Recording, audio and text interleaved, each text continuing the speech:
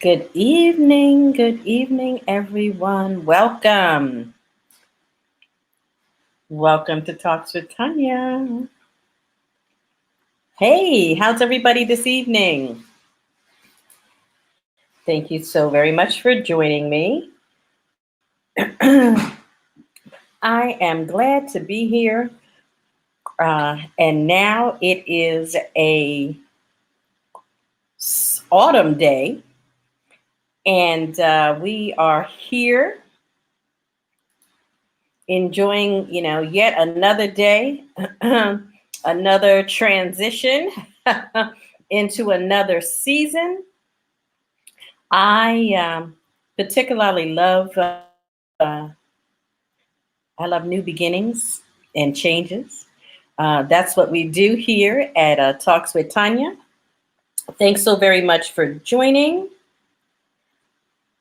My name is Tanya Bain, and I am your host for the Talks with Tanya show. And Talks with Tanya is sponsored by Tanya Inspires. That's me. And what we do here is we take the opportunity to really share with you and educate, inform, impact, and connect by sharing information that will help build some bridges that lead to whole life success.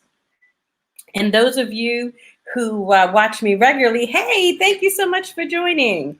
Know that whole life success to me really means operating at your very best, mentally, physically, spiritually, financially, familiarly, and all of the leads, all of the ways that really we need to hone into so that we can move forward and live our very best lives, not only for ourselves, but for the generations that are to come, with us. I am always delighted to have an opportunity to speak with you. Thanks so very much for joining. All of my my friends and family, thank you so very much. And when I come before you, I'm really here to remind you that you need to use every tool and every piece of wisdom that you've acquired on this,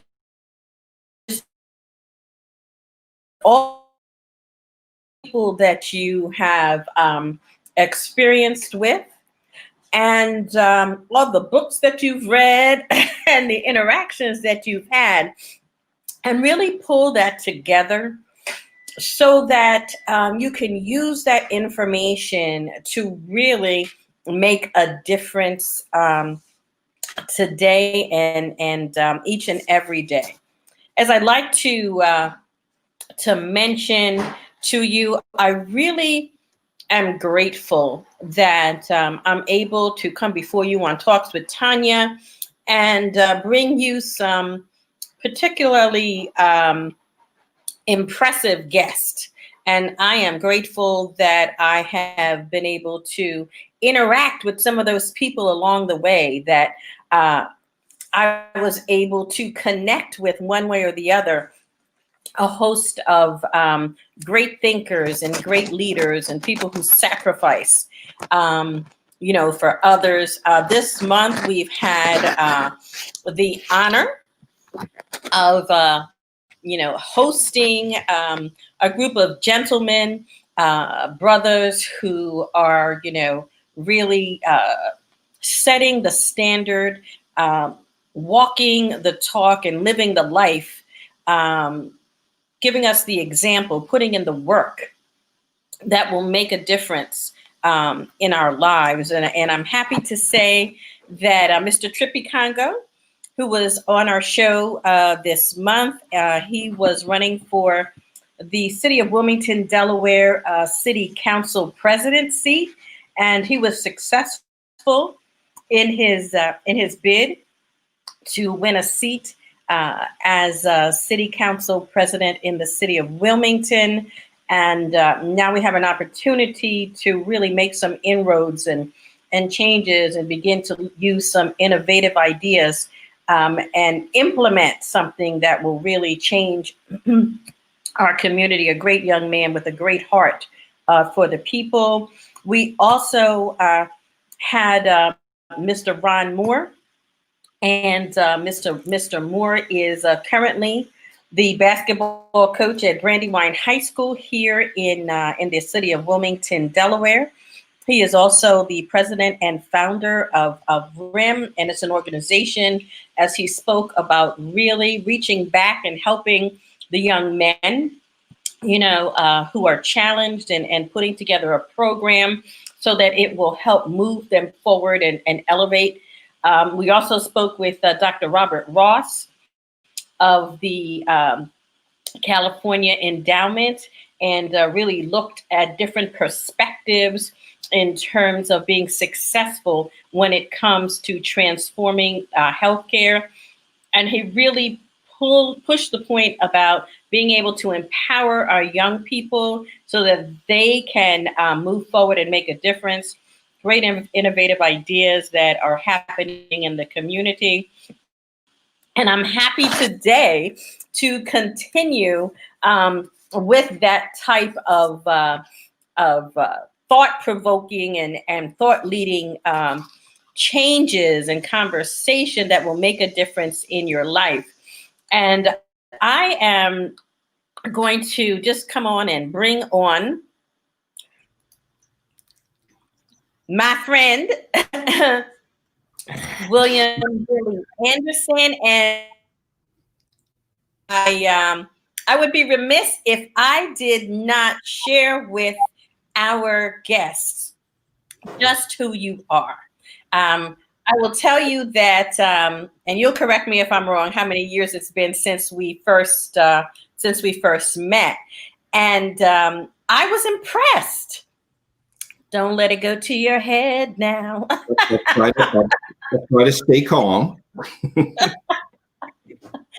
And it was just about the depth of your commitment and conversation, not so much about yourself, but about what was happening in the world, and everything that you did, both personally and professionally, the sacrifices that you have humbly made to help others. And I thought, wow, what a better person to have on to kind of round out the month of great speakers and thought leaders. Billy is a celebrated, and this is no joke, this brother is no joke, okay? I'm so excited. Celebrated transformational speaker, a trainer, and personal and executive success coach. So I'm going to tell you, folks, you have about 15 seconds to get that paper and pencil, because he is going to be, as we say, dropping the nuggets, okay? I always have a superlative guest, and he is among the foremost thought leaders on how to really live a fierce and successful life. I would be remiss if I didn't talk and tell you that Billy is a Stanford University graduate. Go Cardinal. And also a Stanford University athlete, all right? He was the special teams captain. And he is a 2-time bowl champion. All right. Not only can he talk the talk, but he can go out there and run with it too. And he has also proved with a 35, and you look so good, 35 years of leadership. Happy birthday to you as well. I know you had a birthday. Thank you. yesterday? A couple of days ago. Couple of days ago. Okay, well, you Number old now. 63, birthday number 63. Birthday number 63. You know what? Every day, every year is a great year, but I'm glad that I was able to highlight that for our guest. Yes, happy birthday. We got some birthday wishes coming through. Hey, Krishan, thank you. Thank you. Conjure, thanks for joining. Thanks for joining. He has also spent some time under the tutelage of many of the world's leading academic and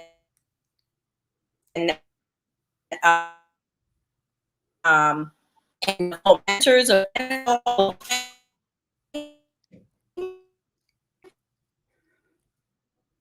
Well, you've kind of frozen on me. I don't know if you've frozen on the rest of the world. Could just be my West Coast internet.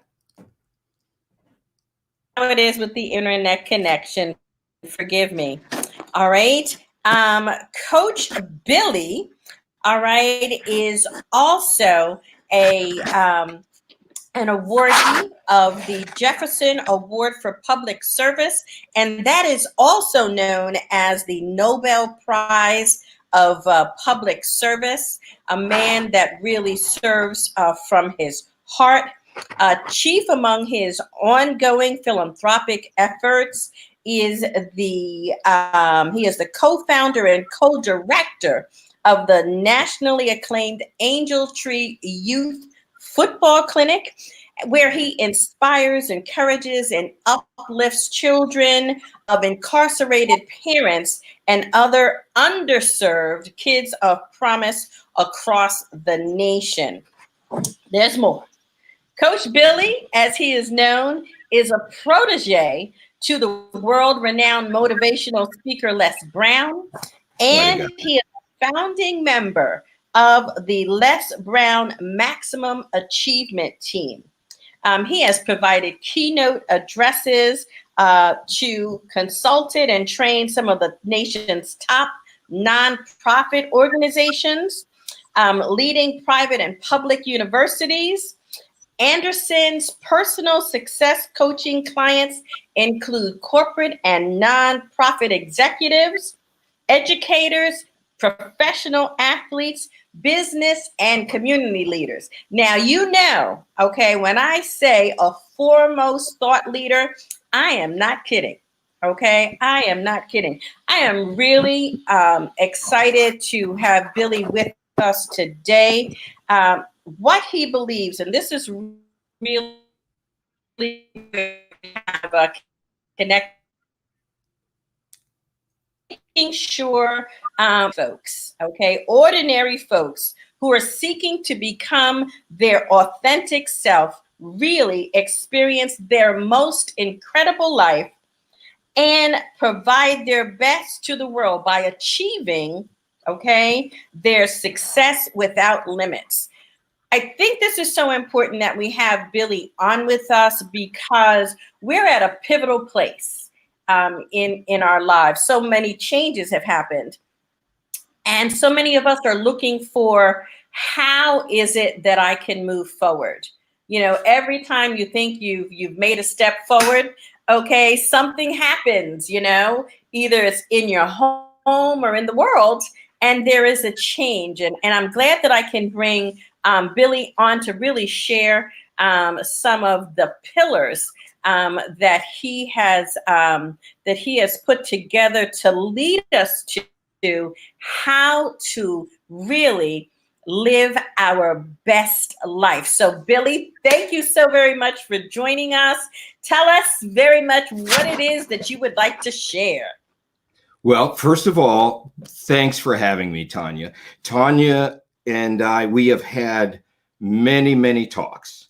And I'm just really excited to be able to just come on and have another one of those conversations with you and all of your friends and all of your followers and all of the people that you've been inspiring all of this time. So it's a real blessing for me, and it's a real honor for me as well to be able to be on air with you. So thank you for the opportunity to come and share with all of the folks that are part of the Tanya Inspires family.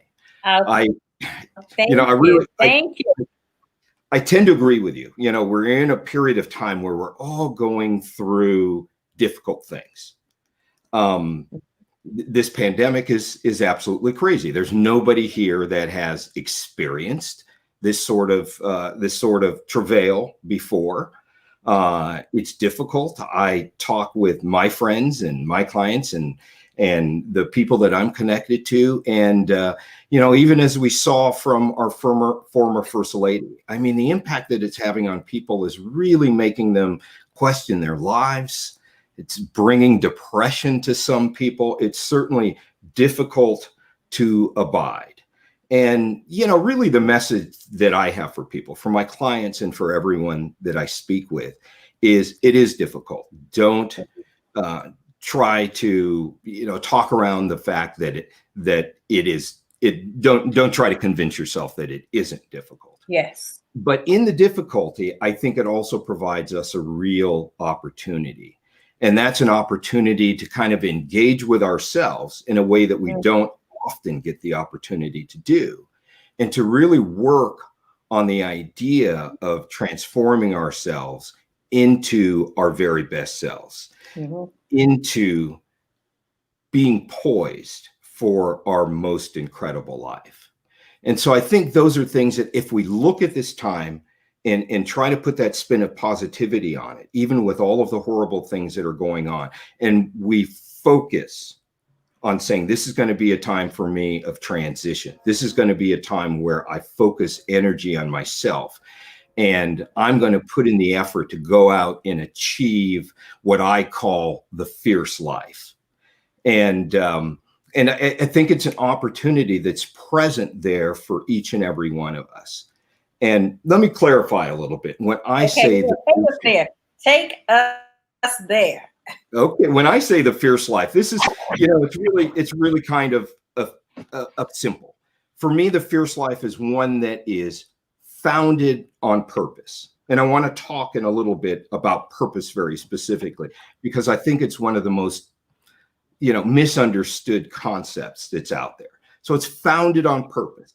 It's engaged with passion, and it's fulfilled through performance. Those are the three aspects of the fierce life. And when I say performance, it kind of brings me, the idea of performance to me is kind of built on one of the scriptures from the Christian Bible. And it's one that whatever your faith is, most people are familiar with. And it says, faith without works is dead. And to me, the idea of performance comes from this idea that whatever your belief is, whatever purpose you see in your life, and again, we'll talk about that in a moment, that if you don't go out and act on it, if you don't engage, if you don't make it real, if you don't apply works to it, then whatever your foundational ideas or ideology or beliefs or faith are, really has not much in the way of worth. So that idea of having purpose, engaging with passion, and we'll talk about passion in a little while as well, but then really bringing that to life through performance, that is the fierce life. And the fierce life is available to anyone. There's a bit of the, kind of the Nike adage to it. The fierce life only happens if you do just go out and do it. Ooh. So we'll talk a little later about, what does it mean to go out and do it? What does it mean to go out and work toward that fierce life? It's really important because I believe, based on my interactions with many people that I engage with, it is about people talking about, well, I thought about this and I thought about that, or I'm not quite sure what to do. And they find themselves spinning. And then because they've gotten to that point, they really don't know how to hit the reset All right, and make that shift. So can you lead us through, you've got your purpose, your passion, and most importantly, performance and execution, so we can get to that Yeah. life, take us through those pillars. Well, and I think the ultimate pillar, the foundation, is purpose. Mm-hmm. And one of the things that occurs with me when I'm bringing on a new client, or I'm working with a client in the early stages, one of the things that's said to me probably more often than anything else is, I'm searching for my purpose. I just don't really know what my purpose is. If I could only figure that out, I feel like I could move forward. And with my clients, and literally with anybody I talk to, I try to clarify this idea of purpose. Because Mm-hmm. for me, I believe that purpose is different than a lot of people do. For one, I don't think that purpose is vague at all. I don't think that it's mysterious at all. I don't, and a lot of people have difficulty with this one. I don't believe that purpose is necessarily unique for a given purpose, given person. And let me kind of walk that out a little bit. Come on. To me, purpose is something that is divine in nature. It is something that comes from divine ideology, from the divine him or herself. And it is based on who the divine is. Now, when I say divine, I don't want anybody to get hung up on religion, because I'm not speaking about any specific religion. One of the foundations to working with me, I think, and really I think to living in the world, though, is an understanding that there is that divine presence, that there is a creator, that there is a divine cause for everything. Mm-hmm. And I don't know that we are capable necessarily in our limited human standing to be able to fully understand that, but I don't think it's necessary to understand. But let's go back to this idea of purpose. This is the one thing that we know, and it's carried out through whatever faith you happen to be a part of, or whatever faith you've studied. And that is this idea, this very simple and basic idea that God is love. Mm-hmm. In just about every scripture and holy writing, you'll see that walked out. God is love. Not God does love, but God is love. The very nature of God is love. And that very nature, being the divine nature, God has established, the divine one has established for itself the purpose of being love and proliferating love throughout all that exists and all that will exist. God is love. And because of the fact, and we can go into this in more detail later, because of the fact that we, human beings, people, men, women, whatever, we are, as several faiths say, we are created in God's image. We are created in God's likeness. We are creators and creative ourselves. We are created with the same purpose that the divine has. Mm-hmm. We are created to be an extension of the divine. We have unity with, oneness with God. And so his purpose, her purpose, however you want to qualify the divine, is to be and spread love. Yes. We are his foremost thought. We are his foremost instrument for carrying out that purpose. Our purpose, your purpose, Tanya, your audience's purpose, all of our purpose is to be and spread love. It's that simple. We don't need to search for purpose. That is our purpose. That is why we were created, to be and spread love to everything and everybody that exists, manifested, unmanifested. That's our purpose. And once we understand that, then we can address the questions and move in a direction that's actually more suitable and more appropriate for us. And that is, how do I work that purpose out? How do I walk that purpose out? That's really the difficult question for each of us to ask. How do I work that purpose out? Absolutely. I agree with you. And that's where people get stuck. And just to break it down on what it is that people look at and experience that I believe gets them off track is that, first of all, they don't understand, or they haven't taken ownership of the fact that we are human, but we are also divine. Okay. And that's for me is one of the foundational concepts, you know.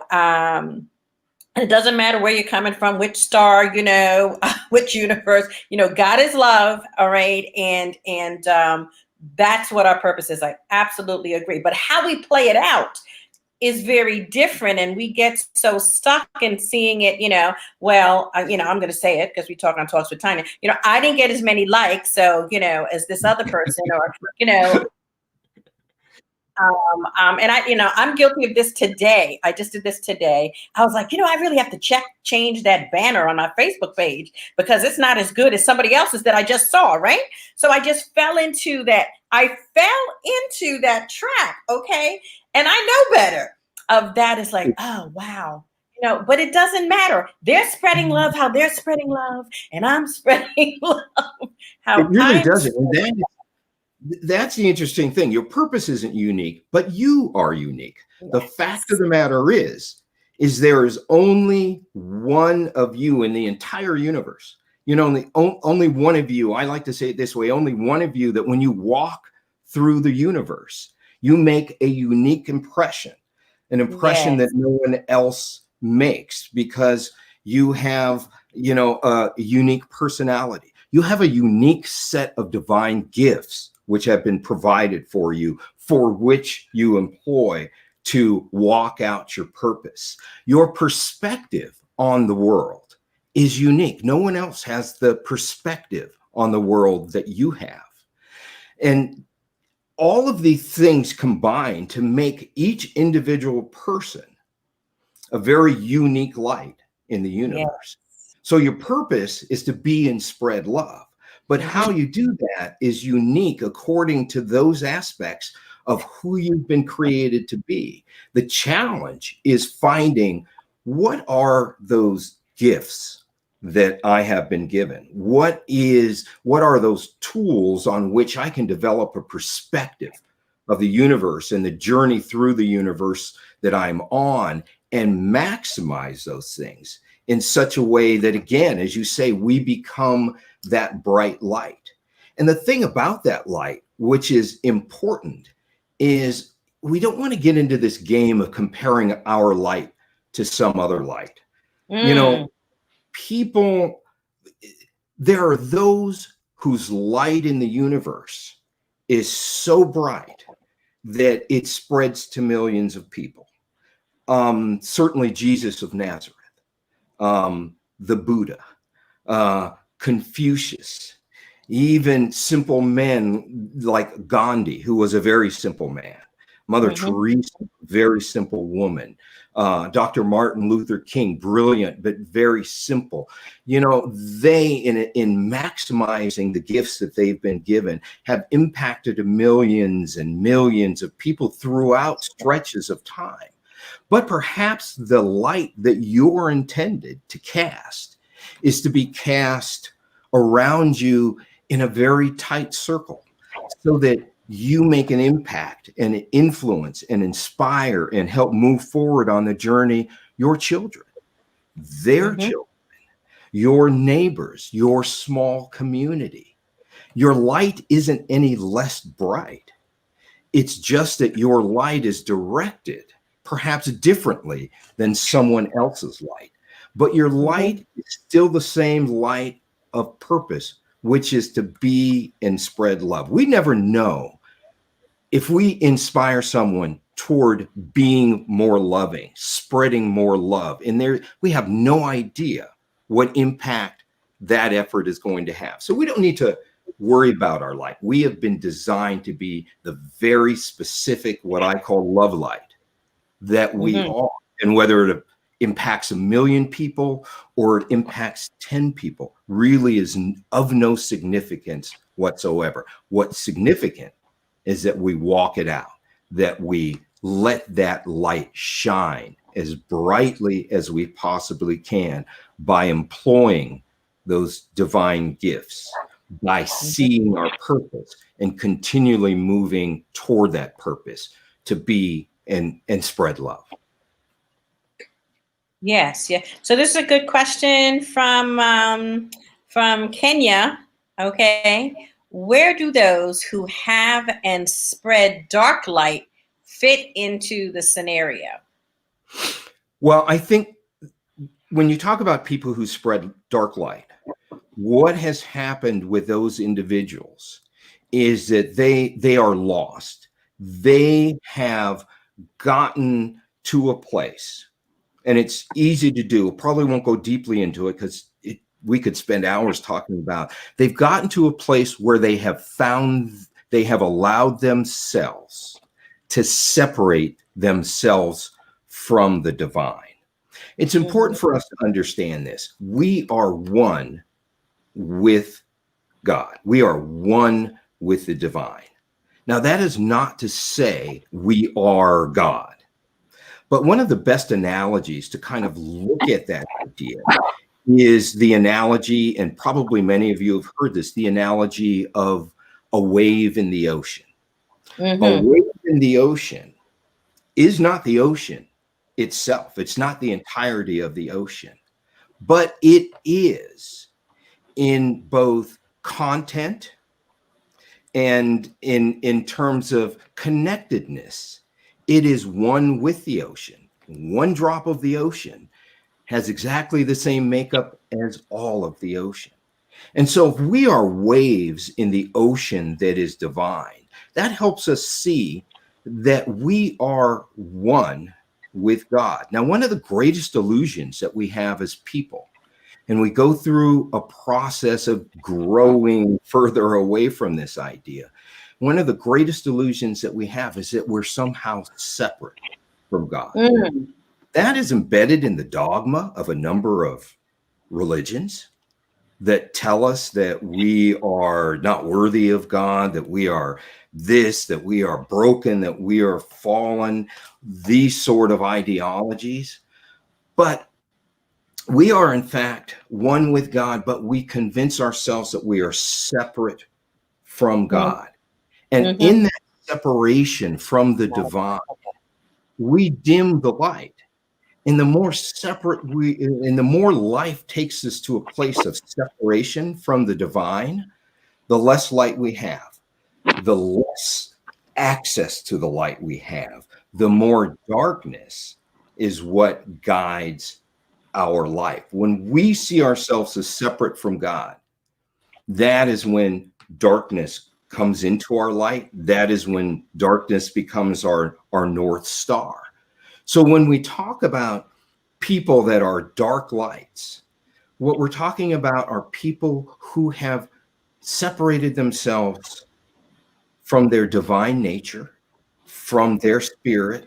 They have tried to splash out of the ocean and become, that separated wave that sees itself differently from the ocean. And the only way back to the light, obviously, is to find your unity, your place of oneness with the divine. And that's something that comes individually. And earlier today, something happened to me. There was, I host on a couple of shows, and we were talking about a particular topic, what topic we were going to talk about. And I was left with making a decision as to whether or not that I would participate in a discussion that really addressed darkness, okay? And that was bringing a light to darkness. And I felt very strongly that it was something that I could not participate in. I refuse to further become party to okay, or be accountable for individually, okay, spreading the light in a place that is where is not my purpose, Mm. okay, where I am not going to give it my energy. I'm going to give my energy to the light and let it be and let it shine and let it act and make an impact where I am. And for me, my purpose is not to fight against that or even engage with it. I'm going to engage with those things that bring the light. So I'm not going to talk about who we're voting for, but I'm going to talk about you need to vote. Okay. Because Yeah. I just can't go there, So I've made that shift because I just can't give it the energy.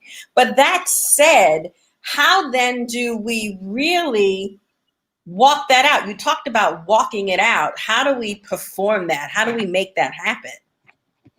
Well, I think one of the things that's really important, it kind of gets to what you just spoke about and the idea, and I think all of us get enraged. I certainly get enraged. I look at the actions of people and I look at some of the things that are happening in the world now, in our world, in our communities. And they're really, really difficult. And we do want to stay focused on the light and we do want to be light. But I think that is where the idea of grace, which is one of those divine gifts that people think of gifts as just the talents that they're given. But there are more divine gifts than just the talents. The talents that you're given are part of the innate gifts that God gives, but God gives us other gifts as well. One of the gifts that God gives us is just the gift of life. It is a gift. We have to understand that. We didn't cause it to happen. So it's not something of our own making. So he gives us the gift of life. He gives us the gift of free choice so that we are not dictated to, so that we can choose to align with God's purpose to be and spread love or not align with that purpose. And as we talked about before, when we don't align with that purpose, that's when darkness flows into our life. But, the most profound gift that he gives us is the gift of grace. And one of the greatest things of grace when walked out in us as human beings is the ability to see beyond the dark things that are going on in a person's life or that they're walking into the world, and to see the person as the divine sees them, which is whole and perfect.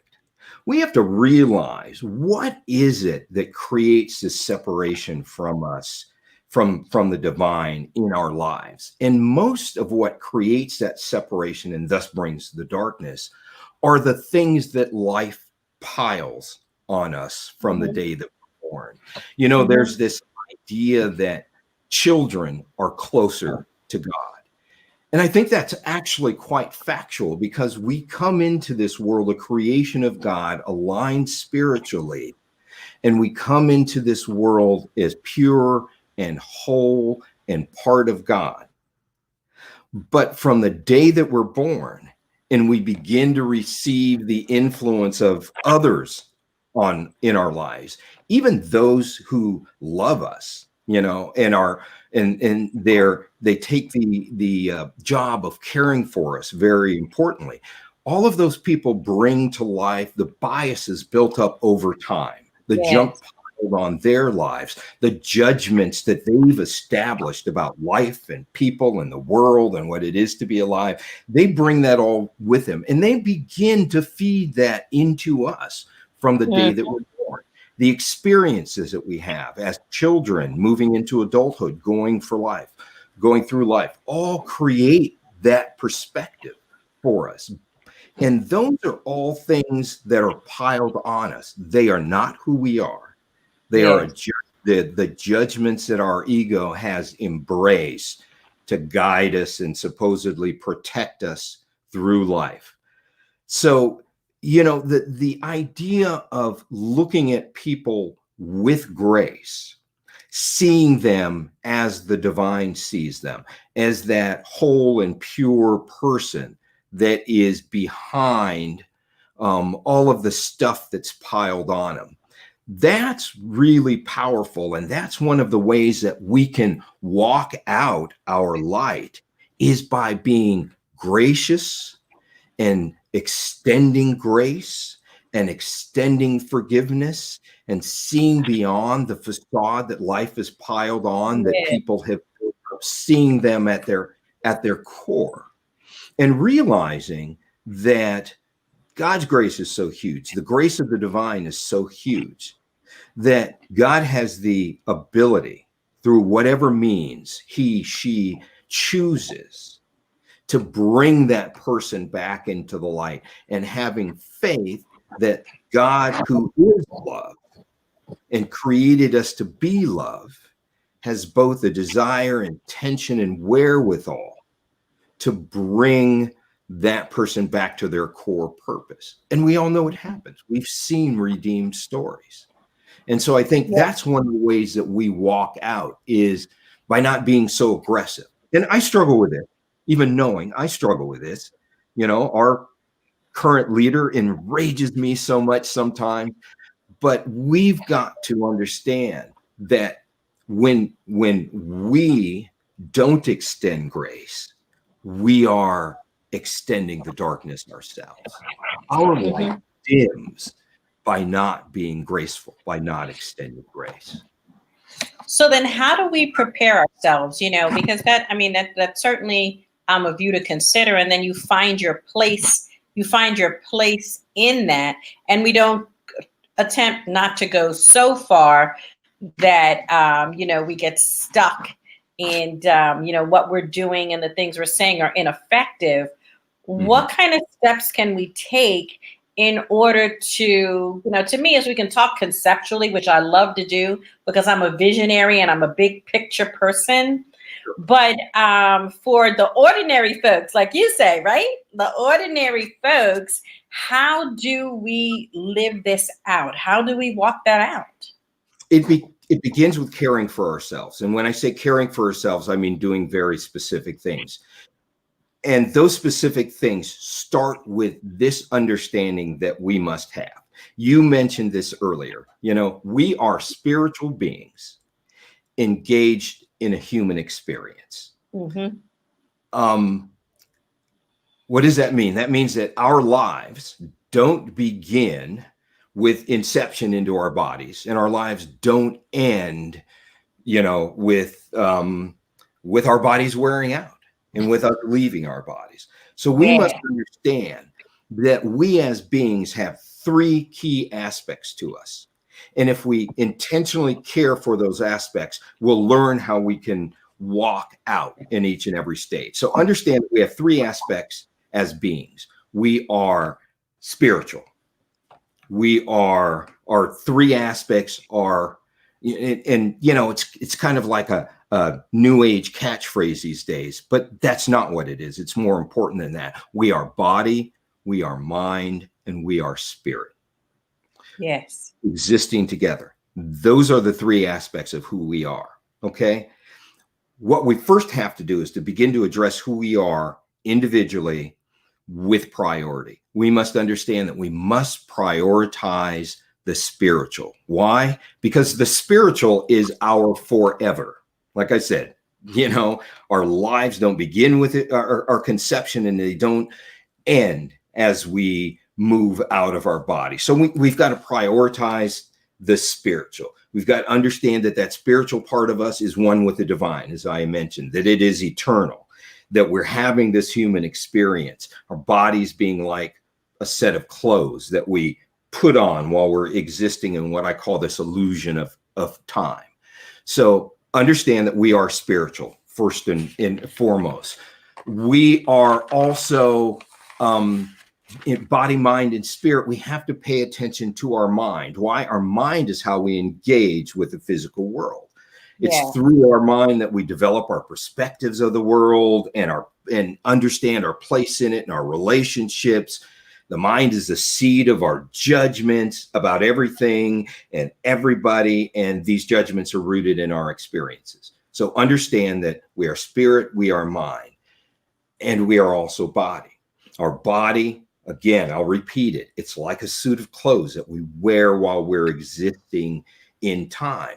But it is what anchors us to this world, to this human experience. So knowing that we have those three aspects, how we care for them, how we address them, how we engage them, is what is going to allow us to walk out effectively in our lives. So let's start with our spirit and how we address our spirit. Yes. What are the practical things that we need to do? And I want people to hear these and try to hear them with new ears, because they're not new things that they've heard.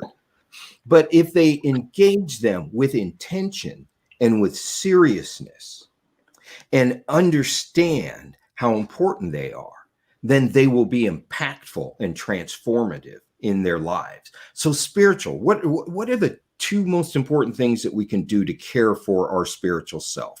And believe it or not, that's relatively simple. The two most important things we can do to care for our spiritual selves are to engage in a committed practice of prayer and meditation. Now, let me kind of walk those two things out, because a lot of people tend to make these things very, very complicated, so much more complicated than they need to be. What is prayer? Well, for one thing, prayer doesn't have a format. It doesn't have a strict way that you have to carry it out or do it. Prayer is the simple act of talking to God, talking to the divine, bearing your soul to the divine. You know, one of my absolute favorite movies is this movie that is called The Apostle. Probably many of you have seen. It stars, is directed by, produced by, it's a real project of the heart of Academy Award winner Robert Duvall. And in this movie, Robert Duvall plays a traveling preacher by the name of Euless Sonny, and I can't remember his last name, but he's a traveling preacher in the Black South, white guy in the Black South, traveling around preaching. And in one scene, he is up in this attic room in a barn, and he's having a real crisis with his purpose, how to fill his purpose, how to live his fierce life. And he is screaming and shouting at God and yelling and cursing and really just imploring God to give him some direction. And you know what I always tell people is that is a prayer from Reverend Sonny. It doesn't matter that it's bellowed in anger. It doesn't matter that he's cursing. It doesn't matter that he's lost. He is reaching out to the divine. And this is what we know about divine communication. It doesn't matter what we present to him. God always sees what is behind our message to him. And so we need to engage in a practice of prayer. There's a reason why it's called a practice, right? Something you do over and over and over and over again. And you can't do it halfway. It has to be a practice. So how can we walk this out from a spiritual sense? Prayer. The other aspect of it is meditation. And meditation is simple too. And it's kind of, you know, fashionable now. But here's what we have to understand, you know, what meditation is.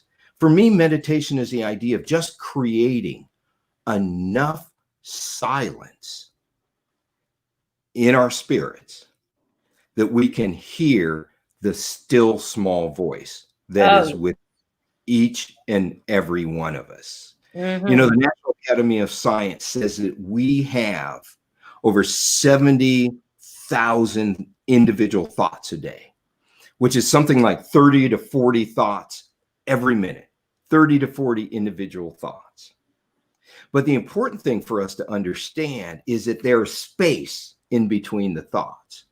And meditation is about creating enough silence for us to find the space in between the thoughts, because that's where God speaks to you, spirit to spirit. The still small voice that's become quite a cliche, that is the voice of spirit. And so in order to build spiritual health so that we can walk out in the world spiritually strong, prayer It's simple. Yell, scream, shout, curse. Don't worry about it. God hears from your spirit. And the other side of it, meditate. Now, find whatever meditation works for you. In my upcoming book, I include a meditation, but I also talk about the idea there's a million ways to meditate. Find one that works for you. The key is find stillness, to find silence, to find the space in between the thoughts. But again, in order for us to walk it out, this is about a spiritual practice, a practice of prayer, a practice of meditation. You can't just let these things become the 70,001th. I guess that's not right, huh? 70,001th. It can't become number 70,001. They have to become practice. So in terms of our spiritual aspect, that's what we can do. It's simple. It really is. But it takes discipline. It takes practice, spiritual practice. In terms of our mind, this is what we understand. Our mind is what engages us with the world. It's where we form our judgments. It's where the seed of those judgments come from. And so we have to take our mind. First thing that we have to do is open it. We have to be willing to grow. And there are a number of ways that we can grow, quite simply, but we've anesthetized ourselves to those things, and we do things that are counterproductive. So, how do we open our mind? How do we grow our mind? We do simple things. We read. This is really scary, but people just don't read anymore. It's got to be a practice. I read continually, constantly. We all ought to be reading a book a month. At least. Yes. To bring new ideas, but also to make our minds work. We sit in front of the television. We listen to crap on the radio.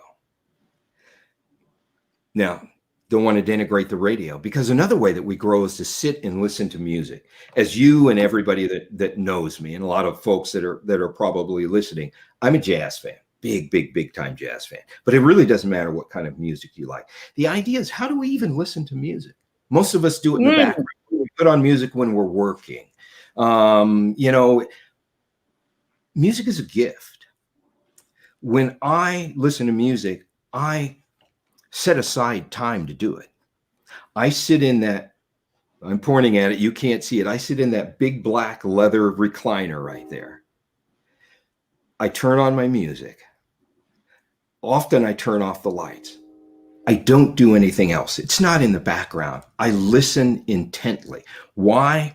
Because there's beauty in music. There's message in music. There's inspiration in music. There's energy in music, literal energy that comes through music. And so that's a way to grow, to do that with intentionality, to expand your perspective. Your mind, it is important. This idea, what does the New Testament in the Christian Bible tell us? That it's critical to renew your mind. In fact, that is the key to being able to live your most incredible life. Well, let me give you an interesting take on renewing your mind, because this is what I've come to understand, is that we engage the world through our mind, and we allow our mind to be the thing, again, that forms judgment and moves us forward. That is not the way that the divine intended it to be. Our engagement is meant to be, because we are spiritual beings, through the mechanism the exchange, of heart and intuition. Those are the voices of spirit. Those are what the still small voice engages with us when they take us through a transformation. So the idea of renewing our minds, what the renewal of our minds engages, is subjugating our minds to our heart and our intuition, to the still small voice, through the communication of spirit to spirit. I want to share something with you, because I think this kind of that talks about that more thoroughly. And it gives us an idea of how we can walk out this renewal of mind and engaging our mind and changing it. In 2005, at the commencement services, or the graduation for my alma mater at Stanford University, 2005, the commencement speaker was Steve Jobs, the founder and former CEO of Apple, who was a very interesting guy, not necessarily a great man or even for a long time a good man. But this was the way that he closed his commencement speech, and it had an incredible impact on me. I want you to hear this. It says, "Your time is limited, so don't waste it living someone else's life. Don't be trapped by dogma, which is living with the results of other people's thinking. Don't let voices or the noise of others' opinions drown out your own inner voice. Follow your heart and intuition. They somehow already know what you truly want to become. Everything else is secondary." That is the idea of subjugating your busy mind that goes through 70,000 thoughts a day, that has created a set of judgments based on what it's experienced in life. Subjugating your mind, renewing your mind by subjugating it to your heart and intuition, as Steve Jobs indicated in that statement, so that you're operating and renewing your mind through the Spirit. So what can we do? Open our minds, read, listen to music, work on hearing from our heart and intuition, be slow to judge, be willing to challenge every judgment that we come up with. I mean, we're judging every second. We walk down the street, we look across the street, we see a stranger walking, and what do we start? We immediately start creating judgments. So how do we walk it out? And these are simple things. These are not complex. Begin to challenge every judgment that you engage, that happens as it happens. Walk backwards from that judgment and create a new perspective from which to see that person. So that for the mind. Pray, meditate, open our minds, expand our thinking, subjugate to our heart and intuition, and combat judgments. And then our body, the third aspect of who we are as beings. And, it is not necessary for us to become world-class athletes. We don't have to take our bodies to those extremes. It's not about getting in the gym and building all the muscle you can and getting as good looking and slim as you can. But we have to begin to do, we have to begin to do simple things that allow our bodies to be functional and effective as a part of the triumvirate of mind, body, and spirit. Simple things. One of the biggest ones is getting adequate sleep. There's a wonderful book, everybody that's listening and will listen to this, to go out and get, by Sean Stevenson. I can't remember the exact title, but you'll know it. And it talks about the importance of sleep, just to allow our bodies to function well enough for us to begin to step toward becoming our best selves. Simple things like drinking enough water. None of us do. I don't. But if we could imagine, let's take a break. If we could imagine what an impact it would have for us to do something simple as that on our health. We have challenges. In America, we have challenges because we have a lot at our disposal. And one of the easiest things for us to do is put on weight. And as you know from my background, Tanya, I have been a world-class athlete. And yet I went through periods of time in my life where I didn't have it together, or I was somewhat depressed, or life was really, really hard. And over a period of years, I went from being a very svelte, 90% fat-free, professional athlete, to gaining 60, 70 pounds, and got to the place where, today I'm 193 pounds. I'd gotten to the place where I was over 260 pounds, and I was depressed, and my knees hurt, and I couldn't do anything. And it impacted every area of my life. And I just decided that I needed to change, that I needed to get back. So how did that start? It started with simple stuff. I mean, I started walking my dog 1 mile a day. That's all I could do. After a mile, I had to come home and take like a 3-hour nap, and put ice on my knees and stuff like that. But it was a start. And the idea is you start somewhere. You don't have to join a gym. You don't have to do anything crazy. It's a practice. Start with what you can do. Slowly build. And for me, over the years, and it took years. It didn't happen overnight. It took years. But I moved from there to the fact where, a lot of my friends that are out there that know, I'm riding my bicycle 100 miles a week now. It's not crazy. It's not difficult. It is the part of a process. So what can we do for our bodies? Do simple things. Drink water, get enough rest, start slowly, and move. The people, I had type 2 diabetes. I forgot to say that. That was part of the process of me getting severely overweight. Not anymore. And there are a lot of people that have health concerns that frankly can be addressed by slowly moving themselves in very simple ways to lose the weight, to get their organs functioning right. Drink enough water. If you don't drink enough water, none of your organs will function right. We're 70% water.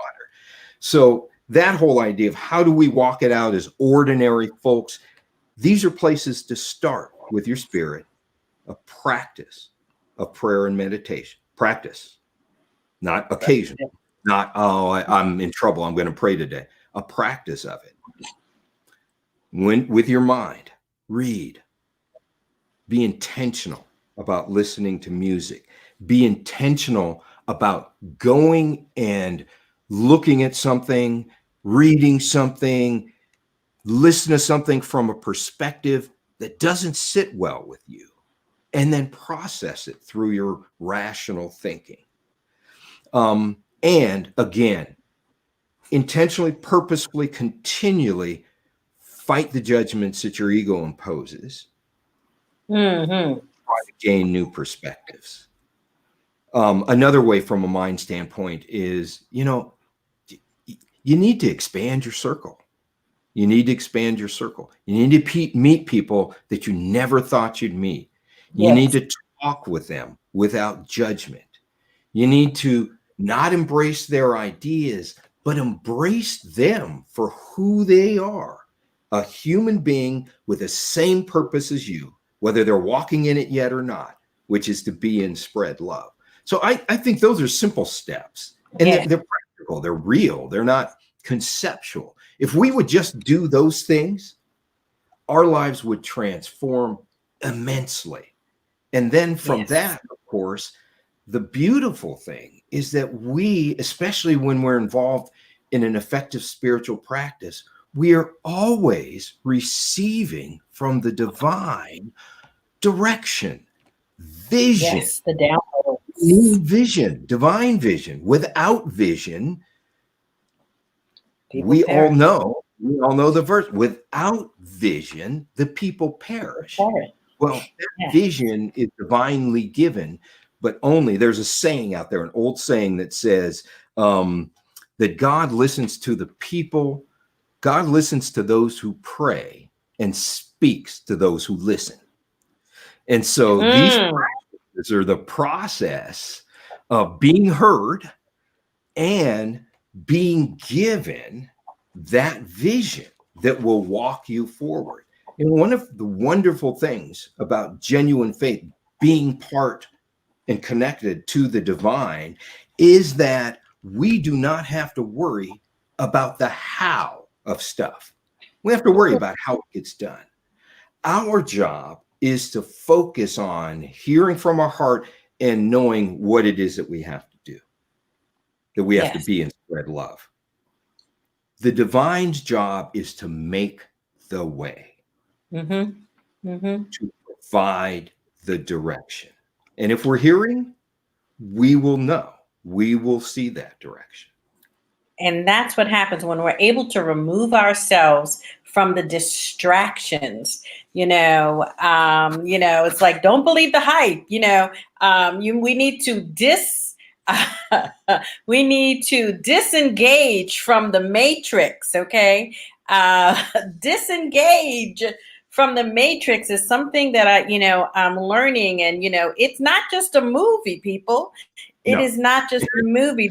Distractions are really things that are, keeping us away from really walking in alignment, just like you talked about, in very simple ways, spirit, mind, and body. What you've shared with us is very simple, but we need to do it. Gotta do it. We've got to do it. We talk about, all of these divine ideologies and all of these great theological concepts and so forth, but it is very simple. God is love. Do you want to connect with love? You want to be love?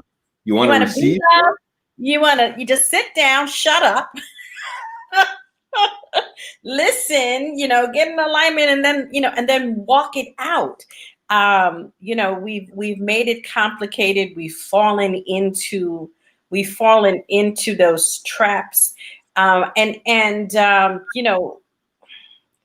without blame, giving grace, like you said, it's so easy for us to fall into, but unless we grab hold of it, one concept at a time, then we're always going to be where we are, and allow the other energy, to take over. And that's what it's about. It is energy. Everything is energy. And so yes, taking these simple steps are aligning us, not just conceptually, but literally physically, yes, with the energy that moves us forward. When I talk about music, one of the things that we know is that there's a very significant science, around frequencies and the frequencies of music and the frequencies of sound.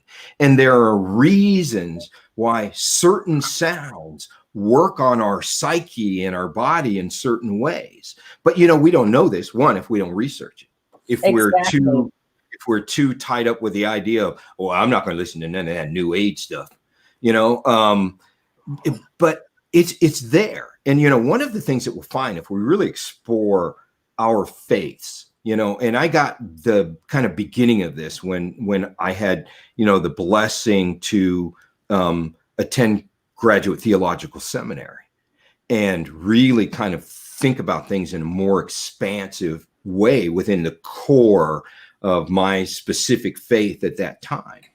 And one of the things that I found was that so many of these ideologies are present within everything, that rarely does a faith, when it's explored at its core and at its root and at its beginning, does it dispel any of these ideas, like the idea that we are energy, like the idea that there are frequencies that are good for our bodies and the operation of our brain and the digestion of our system, and ones that have the opposite effect. Exactly. So again, that's the whole idea of what can we do to grow ourselves, to improve ourselves, to move toward this idea of, our best lives. And it is to have that sort of open-mindedness enough to explore.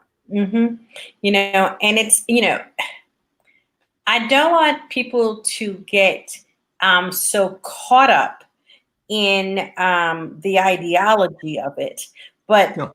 walk in the practice of it. And even, this is my own experience, even meditating a short period of time, okay, imperfectly. Because there is no perfect way. Hey, thank you, because that's what we're looking for, okay? Yes, Antoine. Conjure, freedom, okay? Absolutely operating in that freedom and kind of severing the tie.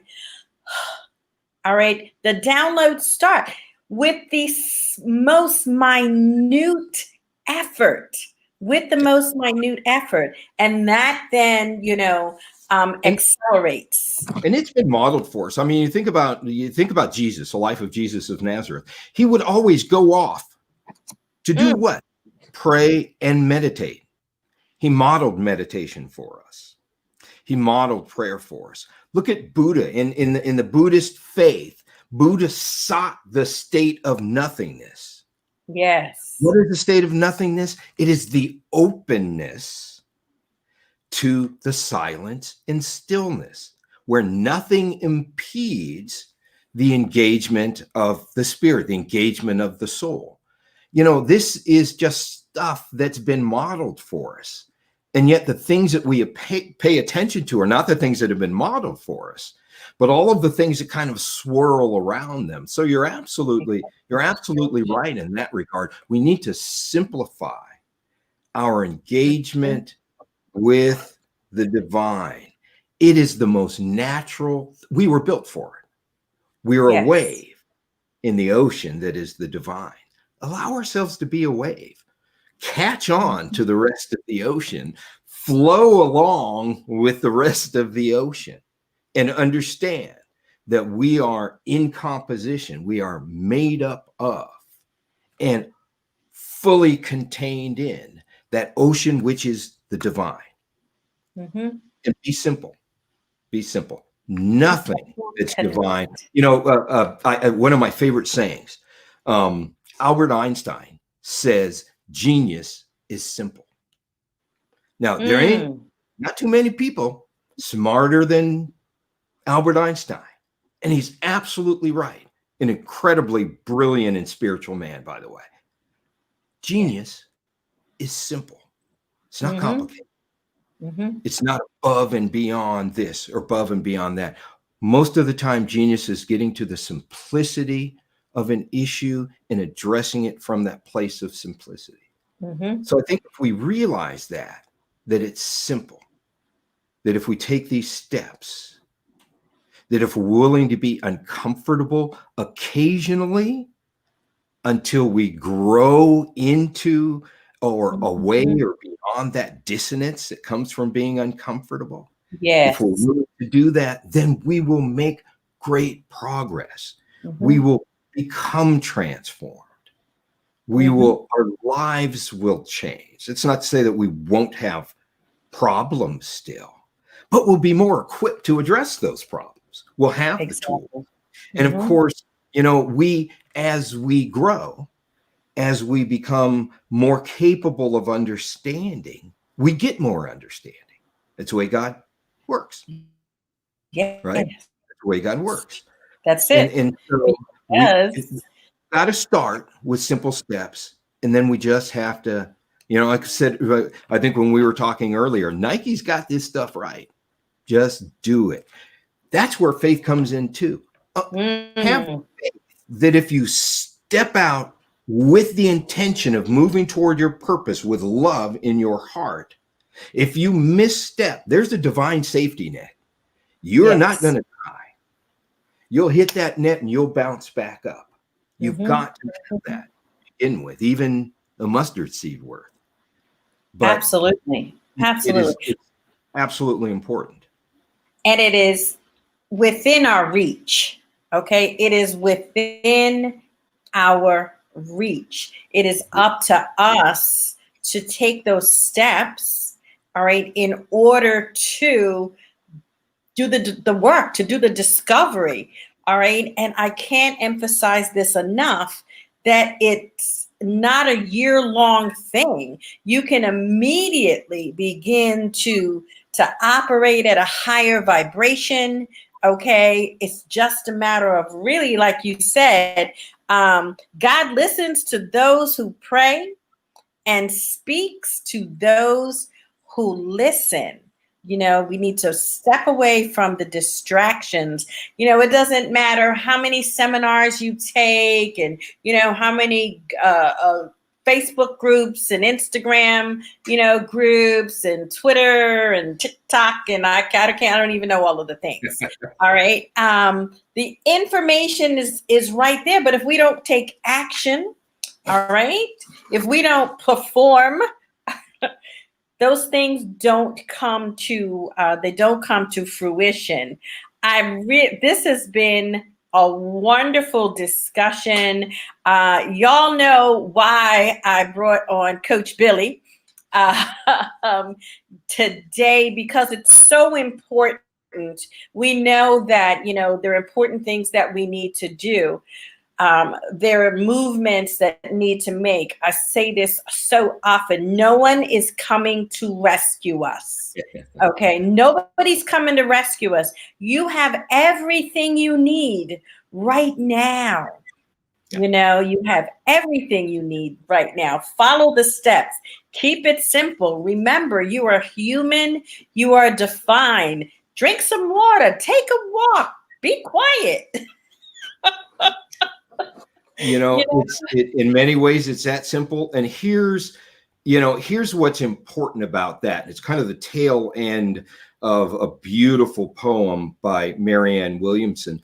But, you know, and I'm going to paraphrase it, but essentially it says, you know, when we embrace our own light, when we allow our own light to shine, then we give permission. She says, you know, it doesn't do any good to shrink from the world. You're not doing anybody any favors shrinking from the world.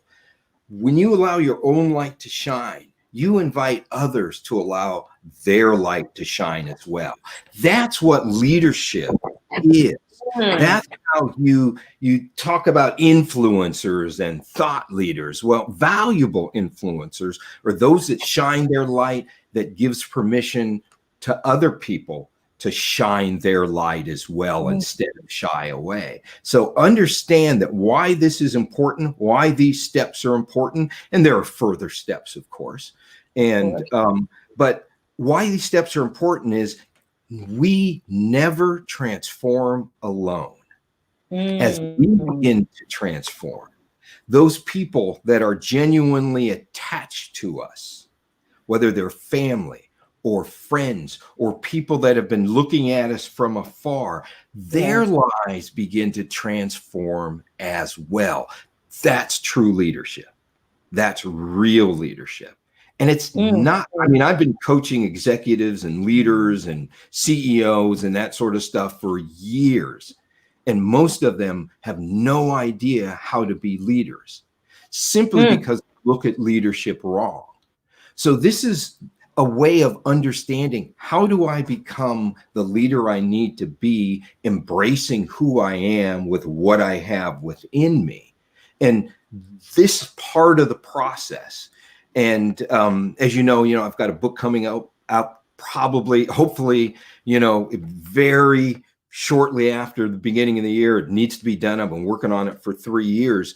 But the whole process is this: how do we take the steps to pull people along with us, to be the kind of leaders that build leaders, not through demanding being recognized as a leader, but living leadership lives that other people can latch on to, grow, engage these kind of not ideas, but methods, but steps along the path. And so these are the kind of things that we're really interested in making plain and available to people. And of course, that's what the coaching practice is about. Yes. So your book, I love the title, Life in the Key of G, How to Experience Your Life as a beautiful love song. So how do we get on the pre-sale list, and how do we get in touch with you and join you and follow you so we can stay connected with these amazing ways to live?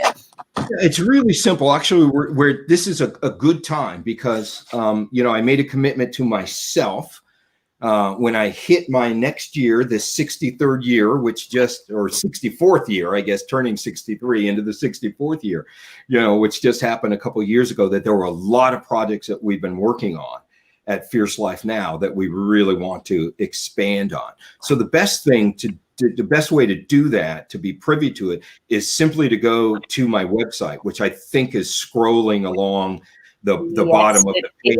But if you can't see it, it's real simple. It's www.fiercelifenow.com. And I'm sorry, I've become a pop-up king. As soon as you go to my page, which you can look at right now, it's kind of a billboard at this point in time. But the first thing will happen is that there will be a sign up page that pops up, gives you the opportunity to get on the email list, which means that when our newsletters come out, when the projects are completed, the book project is done, and all of the other things that we're involved in doing at Fierce Life Now, that you're going to get notification of those things, that you're going to have access to it. And of course, it gives you a way of reaching out to me. And it's for me, having clients is important. But just having connections is important because, it's my job to coach my clients, but being a coach doesn't mean that you're the expert or that you know everything, or it's your job to tell somebody to do this. That's not the way that coaching works. Coaching is more about guiding, being an athlete. I've been exposed to a lot of coaches in that way, but also in other senses. But I grow as much from my clients, I believe, as they grow from me, because part of the issue is working through how one creates solutions to the issues that they're facing, how one creates a pathway to success without limits. And so, as my clients grow, I grow.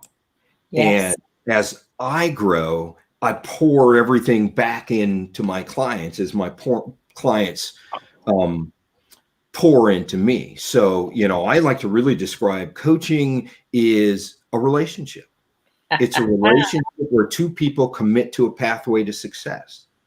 And that's what it's all about. And that can take a number of forms and shapes.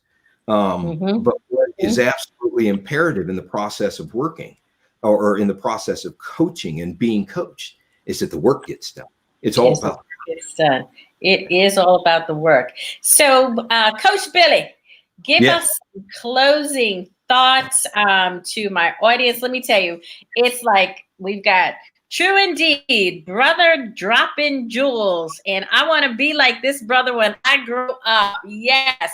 Now, Antoine Ford, we lovingly call him Conjure of the Enchanted Life, Etheric Touch. Now, that's a deeper. In fact, I made sent a special message out so that he could hear from you. And I know you guys should definitely connect. I got to give a shout out to my Enchanted Life community for their fellowship, for their support and love of me, and continuing as I go through. But wrap up your closing, some closing remarks. Thank you so very much for joining me today. And my bitch, I already see you back. I've got this great idea, for a panel discussion, and I'm going to make sure that Brother Conjure is on there as well, because this is what we need to hear. You my girl, so all you got to do is call, and I'll be wherever you need me to be. I do want to close. I want to close with one thought. Yes, darling. I think that the best thing that we can do for ourselves is to recapture our childlike wonder.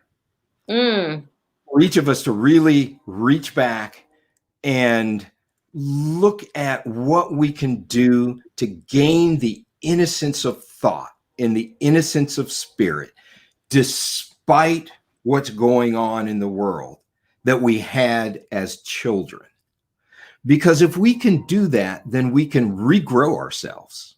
We can recondition ourselves, realize that we were closest to God when we were children, when we were spirits at heart, when play was more important than anything, when we imagined big, we created imaginary friends, we created imaginary lives. And that one of the most important things for us to grow up well is to regain our childlike ability to engage and embrace the world. So I think that's the thought that I'd like to close with. One of the ways to do that is to, I don't care how old you are, get involved in the lives of young people. That's why I do a number of the charitable things that I do. That's what the Angel Tree football clinics we run all across the country are about, finding ways to engage with children, because I get more out of it being around them and seeing the ability. I've been a professional football player, but do you know how much fun it is to watch a 7-year-old kid at a football camp imagining that he's Jerry Rice or Ronnie Lott? No, those are my friends. So those guys are probably too old, but imagining and playing it life like, this is who I'm going to be. This is what I'm going to be. We all need to get back there. We need to engage our imaginations and our childlike spirit. So that's what I'd like to close with. I love it. I love it. Thank you so very much, Billy. So more to come from Coach Billy Anderson. Thanks for your time, your thoughts, and the path that you have laid for us.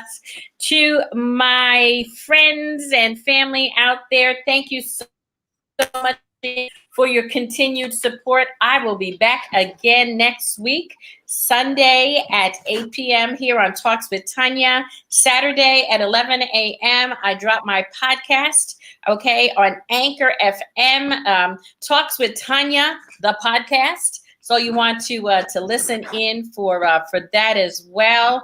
I appreciate y'all. Thank you. This has been amazing. And remember, you are loved, and stay inspired.